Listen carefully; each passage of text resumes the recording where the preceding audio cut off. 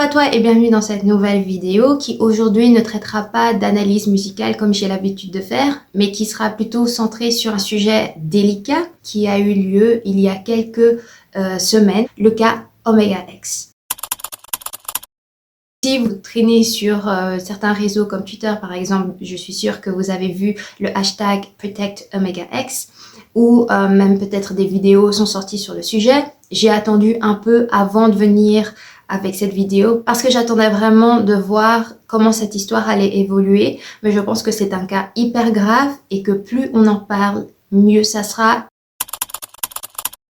Omega X est un boy group qui est constitué de 11 membres. La particularité de ce groupe, c'est un groupe projet, c'est-à-dire que les 11 membres étaient issus d'autres groupes qui malheureusement pour la plupart d'entre eux se sont séparés pour diverses raisons. Et on sait bien comment la K-pop est un milieu qui est assez très compétitif. De ce fait, c'est très compliqué de rentrer sur le marché. Et le fait de redébuter dans un groupe n'est pas anodin, c'est plutôt la seconde chance, c'est une lueur d'espoir qui a été donnée à ces garçons pour leur permettre de redébuter, d'où le nom Omega X. Le problème réside dans leur compagnie. Spire Entertainment est aussi une nouvelle compagnie qui a été fondée en décembre 2020. Donc tout ce qui est fait, que ce soit la compagnie ou que ce soit Omega X, c'est nouveau. Les membres avaient, pour la plupart, je pense, tous débuté sous un autre groupe, donc ils connaissaient les codes de la K-pop. Tout partait bien pour Omega X. Tout démarre le 23 octobre lorsqu'une fan affirme avoir vu la PDG du groupe de Spire Entertainment frapper les membres après un concert qu'ils ont donné à Los Angeles. La fan a également publié un enregistrement audio de la directrice qui était en train de crier sur le groupe. Donc à partir de là, ça prend de l'ampleur. Évidemment, on est en train d'accuser la directrice de leur agence de maltraiter son groupe. Donc c'est une accusation extrêmement grave. À partir de là, l'agence va le prendre au sérieux. Ils vont réaliser un communiqué de presse dans lequel ils vont expliquer les conditions, à savoir que les gars s'étaient rendus aux États-Unis pour leur tout premier concert là-bas en tant que groupe, ce qui est vraiment triste de voir que ça s'est passé alors que c'était la première fois qu'ils y allaient. Et donc ils expliquent plus loin, à l'époque, après avoir terminé la tournée, les membres d'Omega X et l'agence racontaient à quel point ils avaient respectivement travaillé jusque-là afin de faire des plans pour l'avenir. Au cours du processus, ils ont fini par exprimer leurs griefs les uns contre les autres alors qu'ils s'énervaient à cause de leurs émotions. Ils ont commencé à élever la voix. La conversation s'est poursuivie même après le repas, mais en poursuivant leur discussion, les membres et l'agence ont pour l'instant résolu tous leurs malentendus et ils ont terminé la conversation en disant qu'ils voulaient avancer tout en étant prévenants les uns envers les autres. L'agence camoufle en disant que voilà, ils ont terminé la tournée, mais c'était difficile à la fois pour l'agence et pour le groupe et donc il y a eu des petits moments d'effritement, mais on s'aime bien, tout a été résolu, tout va pour le mieux, c'est super. Et c'est exactement comment l'agence présente l'information et qu'il n'y a pas de problème. Voilà, ça arrive, entre collègues. Donc, c'est un communiqué qui est assez bien écrit pour avoir fait de la communication. Oui, c'est un communiqué qui pourrait expliquer pourquoi il y a eu des tensions à la fois entre les membres et l'agence. Mais c'est pour essayer de noyer le poisson. Vraiment, c'est pour essayer de noyer le poisson. Je pense que si l'histoire se serait arrêtée à ce moment-là, l'agence aurait réussi à éviter la pire catastrophe qui pouvait leur arriver. Le héros du jour, c'est SBS. SBS, la chaîne coréenne, va sortir une vidéo où on voit une femme qui serait la Madame Kang en train d'agresser verbalement le leader du groupe, à savoir Kim Jae-han.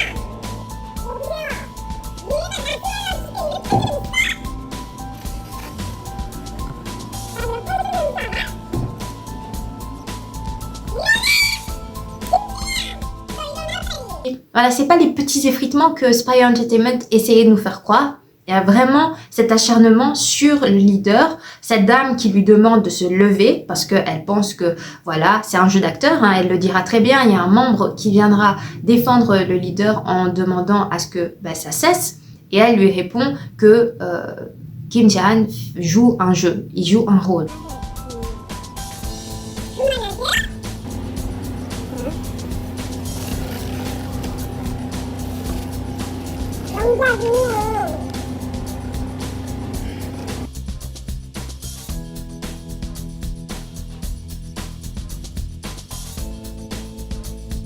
De là à venir reprocher à un idol de ne pas être tout le temps au petit soin du directeur et de le faire passer pour un menteur, ça va loin quand même. Et de le crier dessus devant tout le monde, déjà il y a l'humiliation, mais en plus de le faire passer pour un menteur, je trouve ça choquant de laisser ça passer alors que la dame est en train de le ridiculiser, de l'humilier et de l'agresser verbalement. Dans cette vidéo, on voit le leader tomber et la chaîne SBS, qui est vraiment le sauveur de cette histoire, prétend que la dame l'aurait poussé. Donc là, on est dans la violence physique. Plus de violence verbale, carrément la violence physique. Et donc, c'est à cause de ça que le leader serait tombé. Et par la suite, il a fondu en larmes. Et je comprends, enfin, c'est logique. C'est aberrant de voir que ça s'est passé et que, je le répète encore une fois, que c'était pas la première fois. Voilà comment est arrivé le Protect Omega X. Plein de fans sont arrivés sur les réseaux. Il y avait certaines personnes qui avaient des vidéos, notamment il y avait une vidéo qui remonte au 4 octobre dans laquelle on voit une dame qui étrangement pourrait ressembler à la dame qui est accusée, en train de littéralement gueuler, parce que c'est vraiment ça, sur le staff, alors que Omega X venait de terminer leur concert à New York et devaient retourner à leur hôtel. Et plusieurs personnes dans les commentaires affirment que c'est cette personne, c'est bien la dame Madame Kang. Mais l'histoire ne s'arrête pas là, bien sûr. Elle s'empire. Le groupe Omega X a fini sa tournée aux États-Unis et ils doivent rentrer pour la Corée du Sud. Et le truc, c'est que ils sont abandonnés, tout seuls, en Amérique, à l'aéroport, avec un staff, bien sûr. L'histoire, selon l'agence, est que le groupe devait effectivement rentrer en Corée le 25, mais le problème, c'est qu'ils ont découvert qu'il y avait sûrement des fans dans l'avion. Et ils voulaient pas, j'imagine, qu'il y ait un problème entre les fans et le groupe. L'agence explique que pour éviter ça, ils avaient annulé le vol, mais où est le vol de retour, quoi? Je veux bien, tu annules un vol, mais tu en reprogrammes un autre. Enfin, c'est logique pour moi. Et donc, l'agence continue évidemment de nier qu'elle a abandonné son groupe à l'aéroport, alors que SBS affirme bien que les membres ont été abandonnés à l'aéroport avec un seul membre du staff. Why you always lying? Oh my God, stop fucking lying. Les membres d'Omega X, avec l'aide financière de leur famille, ont dû payer leur propre billet pour retourner en Corée par eux-mêmes. Alors que ça, c'est le boulot de l'agence. Enfin, c'est incroyable. Qu'on soit fan ou qu'on ne soit pas fan, je pense que cette histoire, elle est allée trop loin et qu'il y a vraiment un manquement de responsabilité de l'agence vis-à-vis de ces artistes. C'est donc le 25 octobre que les membres de Omega X sont aperçus dans l'aéroport de Séoul. Puis, il y a eu l'incident qui s'est passé à Itaewon d'Halloween, qui fait que toute la Corée était en deuil. Et donc, les membres n'avaient pas su dire quoi que ce soit. Mais de ce qu'on sait, c'est que quelques jours avant, de toute façon, ils n'étaient pas sur les réseaux sociaux. Donc, ils ne communiquaient plus avec les fans. Sûrement que l'agence les a interdits de discuter avec les fans. Et donc, on voit bien qu'il y a un problème qui a été confirmé le 6 novembre 2022 avec le retour d'Omega X. C'est le 6 novembre dernier que Omega X refait une apparition très surprenante sur un nouveau compte Instagram que le groupe a créé pour communiquer avec les fans. Ce n'est pas un groupe qui est lié avec l'agence, c'est un groupe qui a été créé par les membres. En plus d'avoir créé leur nouveau compte, ils ont publié une première photo que je trouve vraiment très symbolique. Ça montre à quel point les membres sont soudés. Et le texte qu'ils ont écrit en dessous de cette image révèle tout. Dans cette description assez longue, ils expriment principalement leurs remerciements vis-à-vis des fans qui ont cru en eux, qui ont toujours été là pour eux, même quand les moments étaient difficiles. Ils stipulent bien que sans l'accord de l'agence, sous peine d'être traîné en justice, ils n'avaient pas le droit de poster sur les réseaux sociaux. La communication est super importante, mais vraiment super importante pour l'image d'un artiste. Cependant, les gars n'avaient pas de liberté.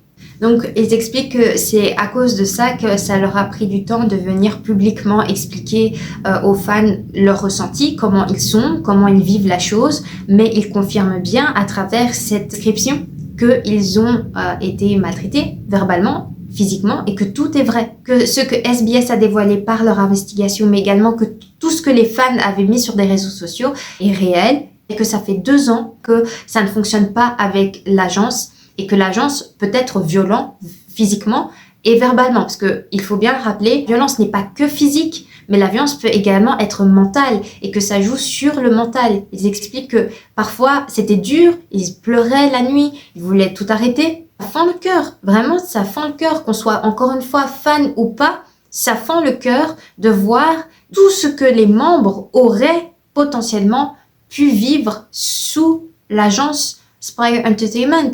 Eux-mêmes expliquent que c'est sous la contrainte qu'ils ont été forcés de signer ce contrat. J'imagine que leur mindset au départ, de leur début, c'était pas exceptionnel. C'était la peur, c'est l'angoisse, c'est des conditions de travail difficiles qu'ils ont peut-être potentiellement eues tout au long de ces 2 années sous leur agence. Justice doit être faite pour ce groupe. J'espère que vraiment, ils continueront à aller de l'avant et trouveront une solution vraiment très rapidement. Cette vidéo continue en voix off puisque d'autres éléments concernant Omega X versus Spire Entertainment se sont ajoutés tout au long de la semaine alors que j'avais déjà fini de filmer ma vidéo. Suite à la création du compte Instagram de Omega X, le 7 novembre 2022, l'agence Spire Entertainment a déclaré dans un nouveau communiqué que la PDG responsable de ce problème avait démissionné. L'agence est également excusée pour ne pas avoir bien réagi et avoir déçu beaucoup de fans à cause de leur réaction qu'ils qualifient d'inadéquate. Plus loin encore, ils promettent de prendre en considération tous les commentaires et les conseils afin que ce genre de situation ne se reproduise plus et qu'ils se concentreront à offrir un environnement meilleur pour les artistes à l'avenir. Néanmoins, à aucun moment, ils ne stipulent directement mot pour mot, à savoir violence physique et violence verbale au sein de leur communiqué. Ils ne traduisent simplement ces actions que comme un problème ou une situation. Ainsi, les fans sur les réseaux sociaux ont réagi plutôt positivement à cette nouvelle, considérant que le départ de la directrice Madame Kang était le strict minimum. Cependant, beaucoup estiment que cela n'est pas suffisant et que le co-PDG de l'agence Spire Entertainment, à savoir M. Wang, devrait également démissionner puisqu'il n'est autre que le mari de Madame Kang. SBS a révélé d'autres preuves d'accusation à l'encontre de Spire Entertainment. Le 11 septembre 2022, l'affaire s'alourdit encore pour l'agence. Dans une nouvelle vidéo, SBS News explique les raisons pour lesquelles l'ancienne directrice Madame Kang s'en était prise verbalement et physiquement aux membres lorsqu'ils étaient encore à Los Angeles pendant leur tournée. Selon elle, les membres du groupe ne l'avaient pas remerciée, elle et l'agence, lors de leur concert. Elle a également exigé à ce qu'ils lui payent 1 million de won afin de combler leurs dettes avant de quitter l'agence. Le jour après ce premier incident, elle avait selon SBS News fait toute une histoire en tapant à leur porte de leur hôtel et s'en était prise à leur manager en l'insultant. Elle faisait tellement de bruit que les employés de l'hôtel avaient dû s'interposer. Le co-PDG de l'agence, M. Wang, a réagi après le vacarme créé par sa femme dans l'hôtel en envoyant un message au groupe en leur disant « Je sais que ce que la PDG Kang a fait était mauvais, cependant je ne cautionne pas l'attitude du groupe. Omega X sans manière,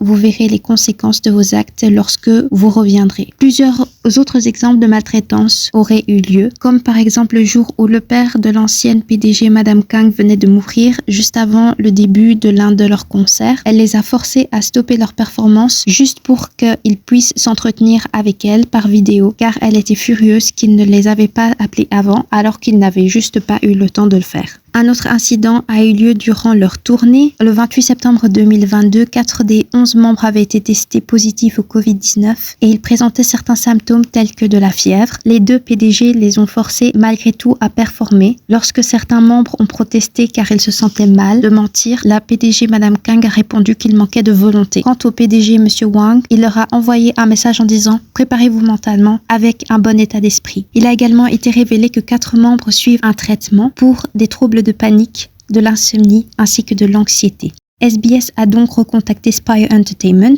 afin d'avoir des éclaircissements concernant ces nouveaux éléments. L'agence a brièvement répondu que la directrice Madame Kang avait elle-même pris ses responsabilités en démissionnant de son poste et que l'agence s'était officiellement excusée pour tous les problèmes causés. Donc pour eux, le problème est totalement résolu. Par contre, l'agence ne s'est pas prononcée quant aux accusations concernant le fait de les forcer à performer alors qu'ils étaient malades. Ce que l'on sait, c'est que le 10 novembre, Spire Entertainment aurait exigé que les 11 membres leur payent chacun la somme de 300 à 400 millions de won afin de couvrir les dettes qu'ils auraient auprès de l'agence. Voici tous les éléments concernant la maltraitance qu'a subie Omega X jusqu'à ce jour. Cette histoire est en constante évolution et n'est pas prête à s'arrêter aujourd'hui. C'est la fin de cette vidéo qui fut intense. Voilà, je pense que c'est la première fois que je filme une vidéo aussi difficile. Franchement, c'est vraiment dur humainement de faire une vidéo sur ce genre de sujet. Mais je pense qu'encore une fois, c'est vraiment important de venir exposer les faits, de montrer que ça existe, que ce sont des choses qui existent dans le milieu de la K-pop. Je pense que tout soutien peut être bénéfique et peut être nécessaire. Donc, si vous voulez aller soutenir Omega X, même un petit follow, je pense que ça pourrait vraiment leur faire plaisir de voir que y a des gens derrière eux et peut-être que vous apprécierez leur musique aussi. En tout cas, j'espère que vous avez apprécié cette vidéo, que vous en avez appris peut-être un peu plus. J'espère aussi que ce genre d'événement reste très minime, voire très rare dans ce milieu K-pop. Si vous avez apprécié cette vidéo, n'hésitez pas à liker, surtout partager. Je pense que c'est important de partager ce genre de contenu. Ils peuvent aussi venir en aide à Omega X. Je rappelle, un petit soutien, un petit like, un petit follow sur leur page, ça peut être aussi une manière de soutenir une personne. Et vous pouvez aussi vous abonner à ma chaîne pour recevoir de nouveaux contenus. En tout cas, je vous souhaite vraiment le meilleur. Je souhaite le meilleur à Omega X et j'espère qu'une solution sera trouvée pour eux. Et moi, je vous retrouve dans une prochaine vidéo. Bye bye!